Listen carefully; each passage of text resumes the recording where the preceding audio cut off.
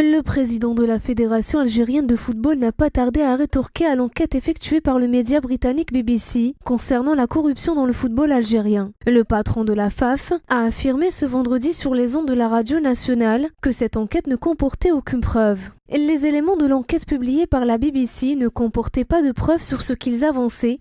Il y a une grande différence entre ce qui se dit dans la rue et la réalité. Le sujet doit être pris sous réserve. Lors du dernier match du championnat Mouloudia d'Alger JS Kabylie, certains ont avancé que des joueurs ont levé le pied, ce qui est à mon sens insensé. Je tiens à préciser que nous n'avons pas été contactés par la FIFA à ce sujet. Zetchi admet néanmoins que la corruption existe bel et bien dans le football algérien, indiquant au passage qu'une commission avait été installée afin de lutter contre ce fléau. Je ne peux pas nier que la corruption existe chez nous. Nous savons qu'elle est bien présente.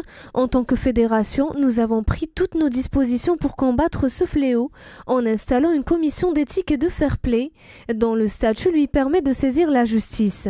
La BBC avait publié une enquête sur la corruption dans le football algérien. Cette enquête avait révélé que le prix à payer pour arranger une victoire dans un match de championnat était de 50 000 livres, l'équivalent de 8 millions de dinars. Cette enquête a duré 3 ans et s'est basée sur les témoignages de joueurs actuels ou à la retraite, d'arbitres ou encore de victimes de corruption.